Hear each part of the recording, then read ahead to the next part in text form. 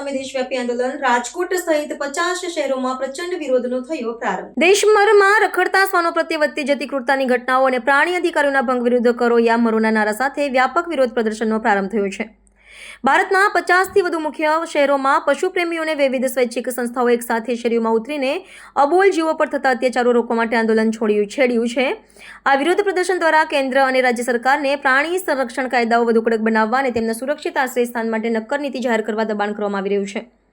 આ રાષ્ટ્રીય ઝુંબેશના ભાગરૂપે રાજકોટ શહેરમાં પણ મોટી સંખ્યામાં પશુપ્રેમીઓ અને નાગરિકો એકઠા થયા હતા અને શ્વાનોના હિત માટે પ્રચંડ અવાજ ઉઠાવ્યો હતો। શહેરના જાહેર માર્ગો પર આયોજિત આ પ્રદર્શનમાં કાર્યકરોએ પ્લેકાર્ડ્સ અને બેનરો દ્વારા શ્વાનો પ્રત્યે માનવીય અભિગમ રાખવા અને તેમને ઝેર આપી મારી નાખવાની કે અન્ય ક્રૂર પદ્ધતિઓ અપનાવવાની પ્રવૃત્તિઓનો સખત વિરોધ કર્યો હતો।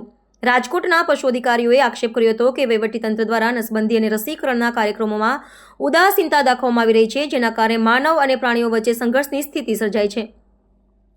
પ્રદર્શનકારીઓએ સરકાર સમક્ષ પશુઓ પ્રત્યેની ક્રૂરતા અટકાવવા માટે તાત્કાલિક કાર્યપ્રવૃત્તિની જરૂરિયાત પર ભાર મૂક્યો હતો। તેમની મુખ્ય માંગણીઓમાં એનિમલ બર્થ કંટ્રોલ નિયમોનો ચુસ્ત અમલ, રખડતા શ્વાનો માટે સરકારી આશ્રય સ્થાનોનું નિર્માણ અને પ્રાણીઓ પર અત્યાચાર કરનારાઓ સામે બિનજામીનપાત્ર ગુનો દાખલ કરવાની જોગવાઈનો સમાવેશ થાય છે।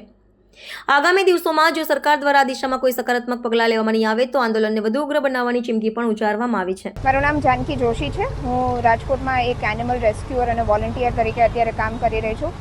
રિસેન્ટલી સુપ્રીમ કોર્ટનો જે ઓર્ડર આવેલો છે કે જે દિલ્હીમાં અને દેશભરમાં સ્ટ્રે ડોગ્સને રસ્તાઓ પરથી હટાવી દે અને શેલ્ટર્સમાં એ લોકોને બધાને એક જગ્યાએ ધસી દેવાની વાત કરી છે, જેના અમે વિરોધમાં અત્યારે અહીંયા ઊભા છીએ। વાત એવી છે કે અત્યારે જે ઇસ્યુ નાના મોટા સ્ટ્રે ડોગ્સને લઈને થઈ રહ્યા છે ને એમાં સોલ્યુશન એવું આપણે સુપ્રીમ કોર્ટે આપેલું છે કે બધા જ સ્ટ્રે ડોગ્સને એક શેલ્ટરમાં મૂકી દઈએ, જે કે જરાય રિલાયેબલ સોલ્યુશન નથી। આપણો ભારત દેશ વસુદેવ કુટુંબકમની આઈડિયોલોજી પર આટલા વર્ષોથી આપણે જીવતા આવીએ છીએ અને આ રસ્તાઓ કોઈ એક માણસના નથી, આ બધા જ જીવો માટેના બનેલા છે અને અહીંયા રહેવાનો બધાને એટલો જ અધિકાર છે જેટલો આપણને છે। તો અમારા લોકોની માંગ એટલી જ છે ખાલી કે સુપ્રીમ કોર્ટ અને જેટલી બી ઓથોરિટીઝ છે આ વસ્તુને થોડું શાંતિથી સમજીને આ વસ્તુનું સોલ્યુશન લઈ આવે કે જેનાથી જે જીવો છે એ પણ હેરાન ના થાય, માણસો પણ હેરાન ના થાય અને બધા જ કોએક્ઝિસ્ટન્સ કે બધા એક સાથે જેવી રીતના રહેવાનું હોય, જેવી રીતના આપણે હજારો વર્ષોથી જીવતા આવ્યા છે એવી રીતે જીવી શકીએ।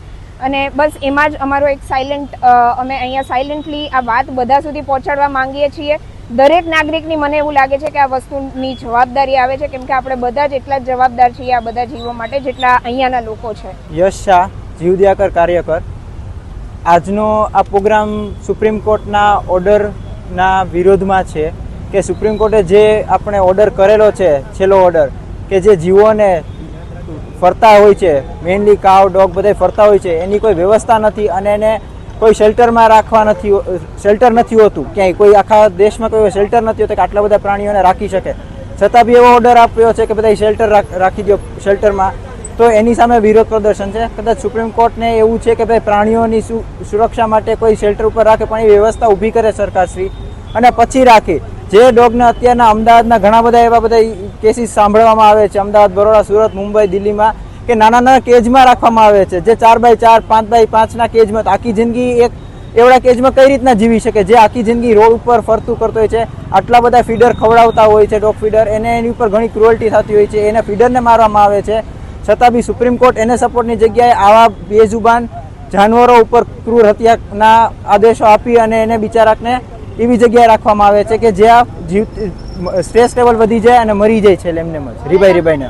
તમારી શું માંગ છે? અમારી એટલી જ માંગ છે સુપ્રીમ કોર્ટ પાસે કે જે તે સમયે એ એવો ઓર્ડર કરે અમને કે જે પ્રાણીઓના હિતમાં હોય, જેને ખાધે પીધે સુખીથી રહી શકે, એને શેલ્ટર મળે, છત મળે, ખાવાનું મળે, દવાને બધું પ્રોપરલી ટ્રીટમેન્ટ નહીં મળે અને સારી જગ્યાએ રહે, એવો અમારી માંગણી છે બધાની।